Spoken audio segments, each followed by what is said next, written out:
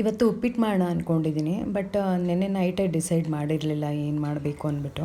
ಯಾವಾಗಲೂ ನೈಟೇ ಡಿಸೈಡ್ ಮಾಡ್ತೀನಿ ಏನು ಮಾಡಬೇಕು ಅಂತ. ಬಟ್ ನೆನ್ನೆ ಆಗಲಿಲ್ಲ.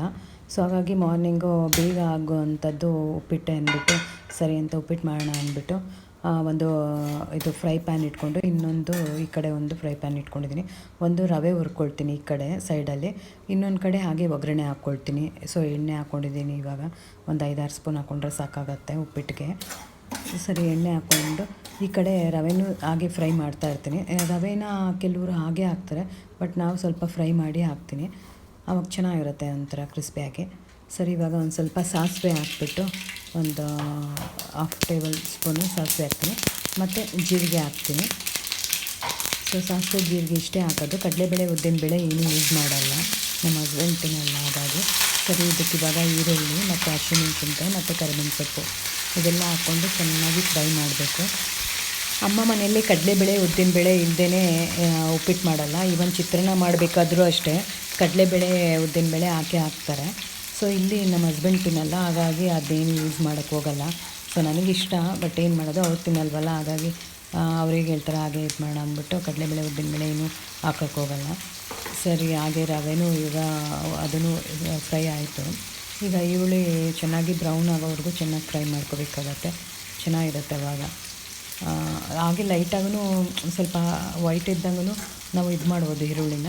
ಇನ್ನು ಸ್ವಲ್ಪ ಬ್ರೌನ್ ಆದರೆ ಅದೇ ಒಂಥರ ಟೇಸ್ಟ್ ಒಂಥರ ಚೆನ್ನಾಗಿ ಬರುತ್ತೆ. ನಾನೇನು ಮಾಡ್ತೀನಿ ಅಂದರೆ ಇದಕ್ಕೆ ಸ್ವಲ್ಪ ಶುಂಠಿನ ಹಾಗೇ ಸ್ವಲ್ಪ ಇದು ತುರಿದ್ಬಿಟ್ಟು ಹಾಕ್ತೀನಿ ಶುಂಠಿನ. ಅದು ಶುಂಠಿ ಹಾಕಿ ನೋಡಿ, ತುಂಬಾ ಟೇಸ್ಟ್ ಇರುತ್ತೆ ಉಪ್ಪಿಟ್ಟಿಗೆ.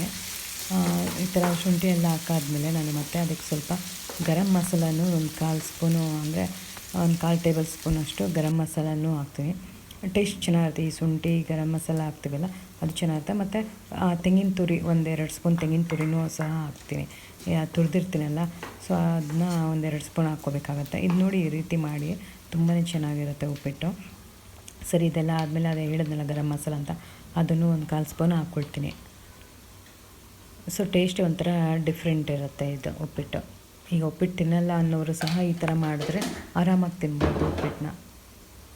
ಸರಿ ಇದೆಲ್ಲ ಫ್ರೈ ಆಯ್ತಲ್ಲ, ರವೆನೂ ಇನ್ನು ಆಗಿದೆ, ರವೆನೂ ಎಲ್ಲ ಫ್ರೈ ಆಗಿದೆ.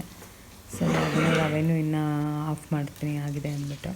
ಈಗ ನೀರು ಹಾಕ್ತೀನಿ. ಅದಕ್ಕೆ 1-1.5 ಗ್ಲಾಸಷ್ಟು ನೀರು ಹಾಕ್ಬಿಟ್ಟು ಚೆನ್ನಾಗಿ ಮಿಕ್ಸ್ ಮಾಡಿಬಿಟ್ಟು ಸ್ವಲ್ಪ ಉಪ್ಪು ಹಾಕ್ಬಿಟ್ಟು ಅದರದ್ದು ಟೇಸ್ಟು ಸಹ ನೋಡ್ತೀನಿ ಕರೆಕ್ಟಿಗೆ ಅಂತ. ನಾನು ಹೇಳಿದ್ನಲ್ಲ, ಏನೇ ಒಂದು ಮಾಡಿದ್ರು ಸ್ವಲ್ಪ ಉಪ್ಪು ಹಾಕ್ಬಿಟ್ಟು ಟೇಸ್ಟ್ ನೋಡ್ತೀನಿ. ಎಸ್ಪೆಷಲಿ ಉಪ್ಪಿಟ್ಟಿಗೆ ಜಾಸ್ತಿ ಉಪ್ಪಾದರೂ ತಿನ್ನೋಕ್ಕಾಗಲ್ಲ. ಸೊ ಹಾಗಾಗಿ ಟೇಸ್ಟ್ ನೋಡ್ತೀನಿ.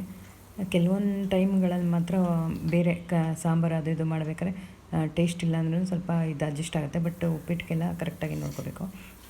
ಸರಿ ರವೆ ಆಗಿದೆಯಲ್ಲ, ರವೆ ಒಂದೇ ಸಲ ಎಲ್ಲ ಸುರ್ಕೋಬಾರ್ದು, ಸ್ವಲ್ಪನೇ ಸುರ್ಕೋಬೇಕು.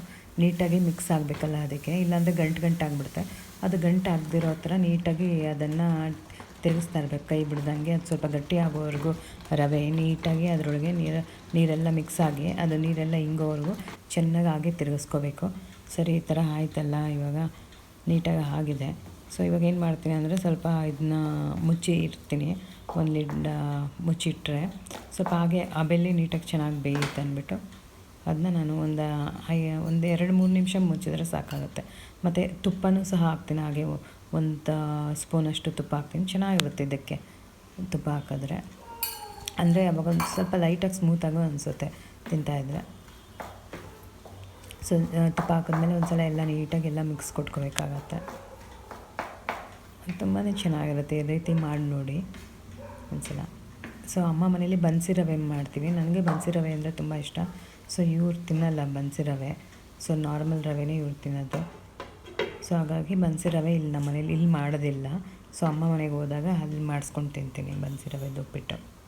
ಇವ್ರು ಹೇಳ್ತಾರೆ ಮಾಡ್ಕೊಂಡು ತಿನ್ನು, ನಿನಗೇನು ಬೇಕೋ ಮಾಡ್ಕೊಂಡು ತಿನ್ನು ಅಂತಾರೆ. ಸೊ ಒಬ್ಬರೇ ಇರೋದಕ್ಕೆ ಒಂದೊಂದು ಸಲ ಮಾಡ್ಕೋಬೇಕಂತ ಅನಿಸುತ್ತೆ. ಯಾವತ್ತಾದ್ರೂ ತಿನ್ನಲೇಬೇಕು ಅಂದರೆ ಮಾಡ್ತೀನಿ ಅಷ್ಟೇ. ಸರಿ ಇವಾಗ ಅದಕ್ಕೆ ಕ್ಲೋಸ್ ಮಾಡಿ ಒಂದು 3-4 ನಿಮಿಷ ಇಟ್ಟರೆ ಅದು ಹಬೆಯಲ್ಲಿ ಬೇಗ ಬೇಯಿಸೋಗುತ್ತೆ. ಆಗಿದೆ ಇವಾಗ ನೋಡಿ ಹೇಗಿದೆ ಅಂದ್ಬಿಟ್ಟು. ಸರಿ ಇದು ಸರ್ವ್ ಮಾಡಿಬಿಟ್ಟು ತಿನ್ನೋಣ ಅಂದ್ಬಿಟ್ಟು ರೆಡಿ ಮಾಡಿಕೊಂಡೆ. ಥ್ಯಾಂಕ್ಸ್ ಎಲ್ಲರಿಗೂ ಈ ವಿಡಿಯೋ ನೋಡೋದಕ್ಕೆ.